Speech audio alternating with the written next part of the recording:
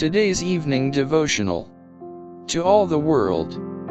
Then Peter opened his mouth, and said, Of a truth I perceive that God is no respecter of persons, but in every nation he that feareth him, and worketh righteousness, is accepted with him.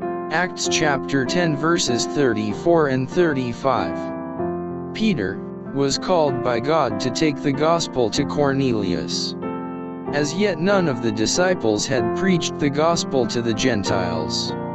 In their minds the middle wall of partition, broken down by the death of Christ, still existed, and their labors had been confined to the Jews, for they had looked upon the Gentiles as excluded from the blessings of the gospel.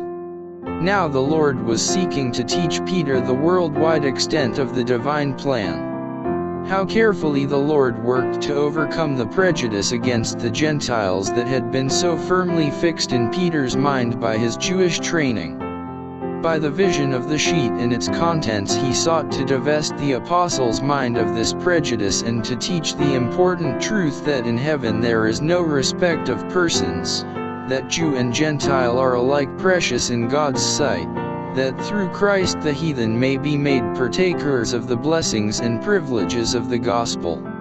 It was with reluctance at every step that Peter undertook the duty laid upon him, but he dared not disobey.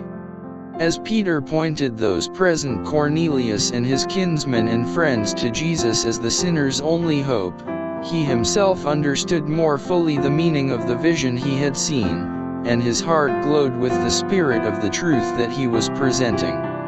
When the brethren in Judea heard that Peter had gone to the house of a Gentile and preached to those assembled, they were surprised and offended. They feared that such a course, which looked to them presumptuous, would have the effect of counteracting his own teaching. Peter laid the whole matter before them. Convinced that Peter's course was in direct fulfillment of the plan of God, and that their prejudices and exclusiveness were utterly contrary to the spirit of the gospel, they glorified God, saying, Then hath God also to the Gentiles granted repentance unto life.